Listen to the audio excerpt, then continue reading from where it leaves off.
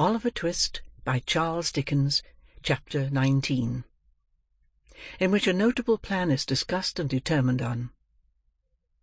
It was a chill, damp, windy night, when the Jew, buttoning his great-coat tight round his shrivelled body, and pulling the collar up over his ears, so as completely to obscure the lower part of his face, emerged from his den. He paused on the step as the door was locked and chained behind him, and having listened while the boys made all secure, and until their retreating footsteps were no longer audible, slunk down the street as quickly as he could. The house to which Oliver had been conveyed was in the neighbourhood of Whitechapel. The Jew stopped for an instant at the corner of the street, and, glancing suspiciously round, crossed the road, and struck off in the direction of Spitalfields. The mud lay thick upon the stones, and a black mist hung over the streets. The rain fell sluggishly down, and everything felt cold and clammy to the touch. It seemed just the night when it befitted such a being as the Jew to be abroad. As he glided stealthily along, creeping beneath the shelter of the walls and doorways, the hideous old man seemed like some loathsome reptile, engendered in the slime and darkness through which he moved, crawling forth by night in search of some rich offal for a meal. He kept on his course through many winding and narrow ways, until he reached Bethnal Green. Then, turning suddenly off to the left, he soon became involved in a maze of the mean and dirty streets which abound in that close and densely populated quarter. The Jew was evidently too familiar with the ground he traversed to be at all bewildered, either by the darkness of the night or the intricacies of the way. He hurried through several alleys and streets, and at length turned into one lighted only by a single lamp at the farther end. At the door of a house in this street he knocked. Having exchanged a few muttered words with the person who opened it, he walked upstairs. A dog growled as he touched the handle of a room door, and a man's voice demanded who was there. "Only me, Bill, only me, my dear," said the Jew, looking in. "Bring in your body, then," said Sikes. "Lie down, you stupid brute. Don't you know the devil when he's got a great coat on?" Apparently, the dog had been somewhat deceived by Mr. Fagin's outer garment, for as the Jew unbuttoned it, and threw it over the back of a chair, he retired to the corner from which he had risen, wagging his tail as he went, to show that he was as well satisfied as it was in his nature to be. "Well?" said Sikes. "Well, my dear," replied the Jew. "Ah, Nancy." The latter recognition was uttered with just enough of embarrassment to imply a doubt of its reception, for Mr. Fagin and his young friend had not met since she had interfered in behalf of Oliver. All doubts upon the subject, if he had any, were speedily removed by the young lady's behaviour. She took her feet off the fender, pushed back her chair, and bade Fagin draw up his, without saying more about it, for it was a cold night, and no mistake. "It is cold, Nancy dear," said the Jew, as he warmed his skinny hands over the fire. "It seems to go right through one," added the old man, touching his side. "It must be a piercer, if it finds his way through your heart," said Mr. Sikes. "Give him something to drink, Nancy. Burn my body, make haste. It's enough to turn a man ill, to see his lean old carcass shivering in that way like a ugly ghost just rose from the grave." Nancy quickly brought a bottle from a cupboard, in which there were many, which, to judge from the diversity of their appearance, were filled with several kinds of liquids. Sikes, pouring out a glass of brandy, bade the Jew drink it off. "Quite enough, quite, thank ye, Bill," replied the Jew, putting down the glass, after just setting his lips to it. "What? You're afraid of our getting the better of you, are you?" inquired Sikes, fixing his eye on the Jew. "Ugh!" With a hoarse grunt of contempt, Mr. Sikes seized the glass, and threw the remainder of its contents into the ashes, as a preparatory ceremony to filling it again for himself, which he did at once. The Jew glanced round the room as his companion tossed down the second glassful, not in curiosity, for he had seen it often before, but in a restless and suspicious manner habitual to him. It was a meanly furnished apartment, with nothing but the contents of the closet to induce the belief that its occupier was anything but a working man, and with no more suspicious articles displayed to view than 2 or 3 heavy bludgeons which stood in a corner, and a life-preserver that hung over the chimney-piece. "There," said Sikes, smacking his lips. "Now I'm ready." "For business?" inquired the Jew.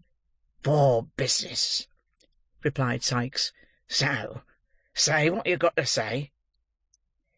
"About the crib at Chertsey, Bill," said the Jew, drawing his chair forward, and speaking in a very low voice. "Yes, what about it?" inquired Sikes. "Ah, you know what I mean, my dear," said the Jew. "He knows what I mean, Nancy, don't he?" "No, he don't," sneered Mr. Sikes. "Or he won't, and that's the same thing. Speak out, and call things by their right names. Don't sit there winking and blinking and talking to me in hints, as if you warn't the very first that thought about the robbery. What do you mean?" "Hush, Bill, hush," said the Jew, who had in vain attempted to stop this burst of indignation. "Somebody will hear us, my dear. Somebody will hear us." "Let him hear," said Sikes. "I don't care." But as Mr. Sikes did care, on reflection, he dropped his voice as he said the words, and grew calmer. "There, there," said the Jew coaxingly. "It was only my caution, nothing more. Now, my dear, about that crib at Chertsey. When is it to be done, Bill, eh? When is it to be done? Such plate, my dear, such plate," said the Jew, rubbing his hands and elevating his eyebrows in a rapture of anticipation. "Not at all," replied Sikes coldly. "Not to be done at all?" echoed the Jew, leaning back in his chair. "No, not at all," rejoined Sikes. "At least, it can't be a put-up job as we expected." "Then it hasn't been properly gone about," said the Jew, turning pale with anger. "Don't tell me." "But I will tell you," retorted Sikes. "Who are you, that's not to be told? I tell you that Toby Crackit has been hanging about the place for a fortnight, and he can't get one of the servants in line." "Do you mean to tell me, Bill," said the Jew, softening as the other grew heated, "that neither of the 2 men in the house can be got over?" "Yes, I do mean to tell you so," replied Sikes. "The old lady has had 'em these 20 years, and if you were to give 'em £500, they wouldn't be in it." "But do you mean to say, my dear," remonstrated the Jew, "that the women can't be got over?" "Not a bit of it," replied Sikes. "Not by Flash Toby Crackit?" said the Jew incredulously. "Think what women are, Bill." "No, not even by Flash Toby Crackit," replied Sikes. "He says he's worn sham whiskers, and a canary waistcoat, the whole blessed time he's been loitering down there, and it's all of no use." "He should have tried mustachios, and a pair of military trousers, my dear," said the Jew. "So he did," rejoined Sikes, "and they warn't of no more use than the other plant." The Jew looked blank at this information. After ruminating for some minutes with his chin sunk on his breast, he raised his head and said, with a deep sigh, that if Flash Toby Crackit reported aright, he feared the game was up. "And yet," said the old man, dropping his hands on his knees, "it's a sad thing, my dear, to lose so much when we'd set our hearts upon it." "So it is," said Mr. Sikes. "Worse luck." A long silence ensued, during which the Jew was plunged in deep thought, with his face wrinkled in an expression of villainy perfectly demoniacal. Sikes eyed him furtively from time to time. Nancy, apparently fearful of irritating the housebreaker, sat with her eyes fixed upon the fire, as if she had been deaf to all that passed. "Fagin," said Sikes, abruptly breaking the stillness that prevailed, "is it worth 50 shiners extra, if it's safely done from the outside?" "Yes," said the Jew, as suddenly rousing himself. "Is it a bargain?" inquired Sikes. "Yes, my dear, yes," rejoined the Jew, his eyes glistening, and every muscle in his face working with the excitement that the inquiry had awakened. "Then," said Sikes, thrusting aside the Jew's hand with some disdain, "let it come off as soon as you like. Toby and me were over the garden wall the night afore last, sounding the panels of the door and shutters. The crib's barred up at night like a jail, but there's one part we can crack, safe and softly." "Which is that, Bill?" asked the Jew eagerly. "Why," whispered Sikes, "as you cross the lawn—" "Yes," said the Jew, bending his head forward, with his eyes almost starting out of it. "Humph!" cried Sikes, stopping short, as the girl, scarcely moving her head, looked suddenly round, and pointed for an instant to the Jew's face. "Never mind which part it is. You can't do it without me, I know, but it's best to be on the safe side when one deals with you." "As you like, my dear, as you like," replied the Jew. "Is there no help wanted but yours and Toby's?" "None," said Sikes, "'cept a centre bit and a boy. The first we both got. The second you must find us." "A boy!" exclaimed the Jew. "Oh, then it's a panel, eh?" "Never mind what it is," replied Sikes. "I want a boy, and he mustn't be a big 'un. Lord!" said Mr. Sikes reflectively, "if I'd only got that young boy and Ned, the chimbley sweepers, he kept him small on purpose, and let me out by the job. But the father gets lagged, and then the Juvenile Delinquent Society comes and takes the boy away from a trade where he was earning money, teaches him to read and write, and in time makes a 'prentice of him. And so they go on," said Mr. Sikes, his wrath rising with the recollection of his wrongs. "So they go on, and if they haven't got enough money, which it's a providence they haven't, we shouldn't have 6 boys left in the old trade in a year or 2. "No more we should," acquiesced the Jew, who had been considering during his speech, and had only caught the last sentence. "Bill?" "What now?" inquired Sikes. The Jew nodded his head towards Nancy, who was still gazing at the fire, and intimated by a sign that he would have her told to leave the room. Sikes shrugged his shoulders impatiently, as if he thought the precaution unnecessary, but complied, nevertheless, by requesting Miss Nancy to fetch him a jug of beer. "You don't want any beer?" said Nancy, folding her arms and retaining her seat very composedly. "I tell you I do," replied Sikes. "Nonsense," returned the girl coolly. "Go on, Fagin. I know what he's going to say, Bill. He needn't mind me." The Jew still hesitated. Sikes looked from one to the other in some surprise. "Why, you don't mind the old girl, do you, Fagin?" he asked at length. "You've known her long enough to trust her, or the devil's in it. She ain't one to blab, are you, Nancy?" "I should think not," replied the young lady, drawing her chair up to the table, and putting her elbows upon it. "No, no, my dear, I know you're not," said the Jew. "But—" and again the old man paused. "But what?" inquired Sikes. "I didn't know whether she mightn't p'raps be out of sorts, you know, my dear, as she was the other night," replied the Jew.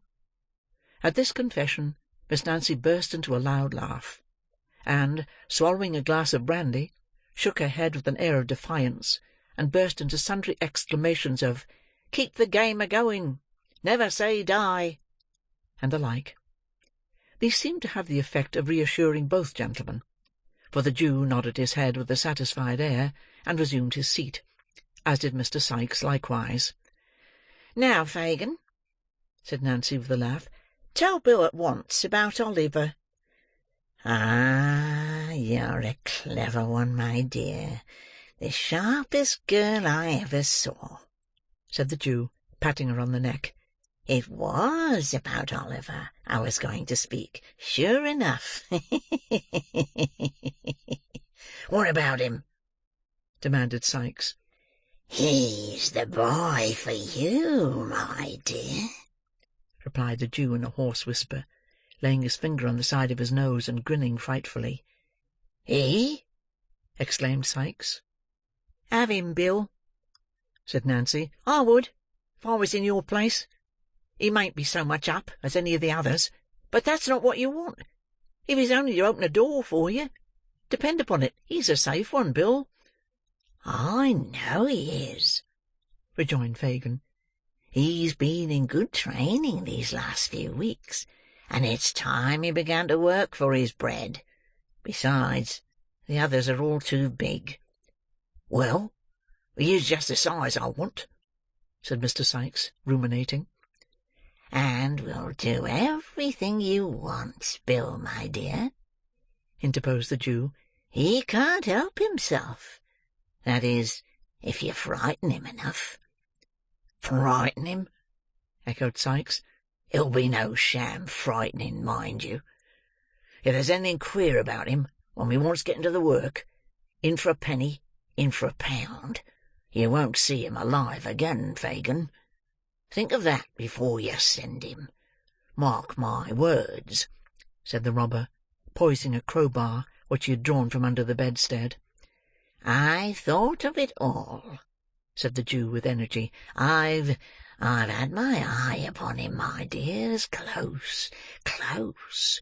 Once let him feel that he is one of us. Once fill his mind with the idea that he has been a thief, and he's ours. Ours for life. Oh, it couldn't have come about better."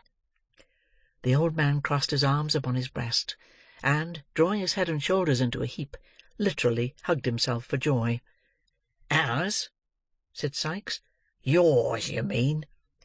"Perhaps I do, my dear," said the Jew with a shrill chuckle. "Mine, if you like, Bill." "And what?" said Sikes, scowling fiercely on his agreeable friend. "What makes you take so much pains about one chalk-faced kid, when you know there are 50 boys snoozing about Common Garden every night, as you might pick and choose from?" "Because they're of no use to me, my dear," replied the Jew, with some confusion. "Not worth the taking. Their looks convict 'em when they get into trouble, and I lose 'em all. With this boy properly managed, my dears, I could do what I couldn't with 20 of them. Besides," said the Jew, recovering his self-possession, "he has us now if he could only give us leg bail again, and he must be in the same boat with us. Never mind how he came there. It's quite enough for my power over him that he was in a robbery. That's all I want. Now, how much better this is than being obliged to put the poor little boy out of the way, which would be dangerous, and we should lose by it besides." "When is it to be done?" asked Nancy, stopping some turbulent exclamation on the part of Mr. Sikes, expressive of the disgust with which he received Fagin's affectation of humanity. "Ah, to be sure," said the Jew. "When is it to be done, Bill?" "I'll plan with Toby the night after tomorrow," rejoined Sikes in a surly voice, "if he heard nothing from me to the contrary." "Good," said the Jew. "There's no moon." "No," rejoined Sikes. "It's all arranged about bringing off the swag, is it?" asked the Jew. Sikes nodded. "And about—" It's all planned," rejoined Sikes, interrupting him. "Never mind particulars. You'd better bring the boy here tomorrow night. I shall get off the stone an hour after daybreak. Then you hold your tongue, and keep the melting pot ready, and that's all you'll have to do." After some discussion, in which all three took an active part, it was decided that Nancy should repair to the Jew's next evening when the night had set in, and bring Oliver away with her; Fagin craftily observing that if he evinced any disinclination to the task, he would be more willing to accompany the girl who had so recently interfered in his behalf than anybody else. It was also solemnly arranged that poor Oliver should, for the purposes of the contemplated expedition, be unreservedly consigned to the care and custody of Mr. William Sikes; and further, that the said Sikes should deal with him as he thought fit, and should not be held responsible by the Jew for any mischance or evil that might be necessary to visit him, it being understood that, to render the compact in this respect binding, any representations made by Mr. Sikes on his return should be required to be confirmed and corroborated, in all important particulars, by the testimony of Flash Toby Crackit. These preliminaries adjusted, Mr. Sikes proceeded to drink brandy at a furious rate, and to flourish the crowbar in an alarming manner, yelling forth, at the same time, most unmusical snatches of song, mingled with wild execrations. At length, in a fit of professional enthusiasm, he insisted upon producing his box of housebreaking tools, which he had no sooner stumbled in with, and opened for the purpose of explaining the nature and properties of the various implements it contained, and the peculiar beauties of their construction, than he fell over the box upon the floor, and went to sleep where he fell. "Good night, Nancy," said the Jew, muffling himself up as before. "Good night." Their eyes met, and the Jew scrutinized her narrowly. There was no flinching about the girl. She was as true and earnest in the matter as Toby Crackit himself could be. The Jew again bade her good night, and, bestowing a sly kick upon the prostrate form of Mr. Sikes while her back was turned, groped downstairs. "Always the way," muttered the Jew to himself as he turned homeward. "The worst of these women is, that a very little thing serves to call up some long-forgotten feeling, and the best of them is that it never lasts. The man against the child for a bag of gold." Beguiling the time with these pleasant reflections, Mr. Fagin wended his way through mud and mire to his gloomy abode, where the Dodger was sitting up impatiently awaiting his return. "Is Oliver abed? I want to speak to him," was his first remark as they descended the stairs. "Hours ago," replied the Dodger, throwing open a door. "Here he is."